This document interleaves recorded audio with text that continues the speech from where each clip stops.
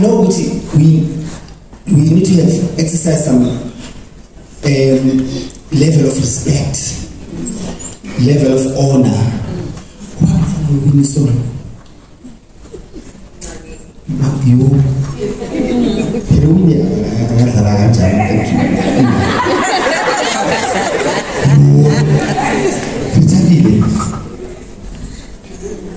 Family, but you want to say move so maybe it's because of my age. I'm 52 and I'm like, I view death differently. I don't feel the same way I felt. I don't see it the same way I saw it when I was still younger. When I was still younger, it felt unnatural. It felt sad. And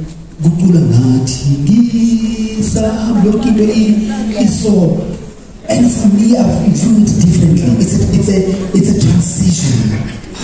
It's inevitable. Finally, the one thing that's guaranteed in life, and I'm tired of it. There's something, and it's the end. It's not the end. It's the beginning of a new chapter. And that's how I see it. And then tell about to celebrate the beginning of a new chapter coming. See, and if we celebrate according to how they lived, today is the day to celebrate wins. I'm guys about winning. I have a song. And that's about winning a song. And guys about winning song. Always bubbly, warm, energetic. So if Singapore celebrate and celebrate according to how they lived, then let's do that. Let's celebrate Winnie according to how she lived. And the only thing before quarter, and I know we're running out of time, the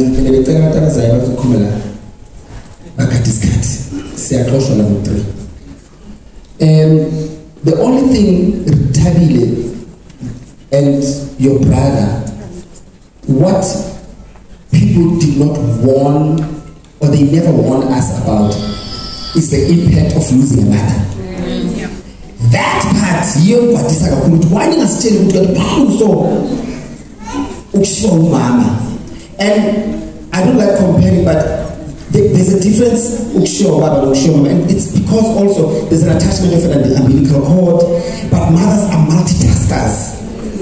They can do everything and anything, they can be anything and everything that you want them to be. I'm a chameleon, they morph into you, they become whatever you want them to be, and that's why it's difficult. That's the one thing they never warned us. Let me tell you, nothing will ever be the same again.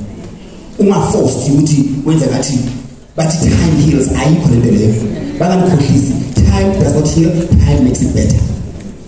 So you must remember that it's natural for you to cry again in 20 years' time the way you were crying today. It's natural and it's okay. And nobody should tell you how long you should mourn your mother.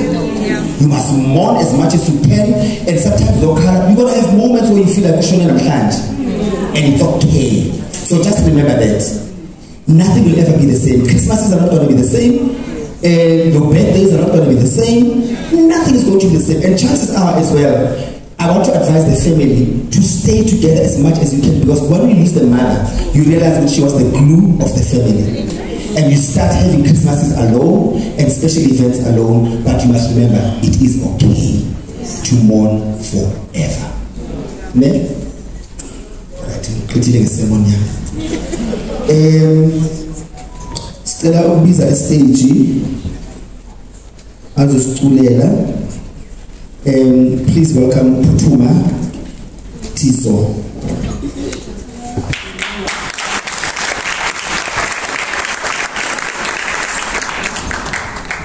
Hallelujah.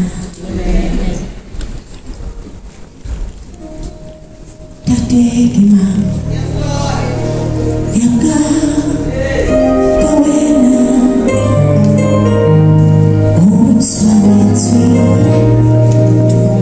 Get home,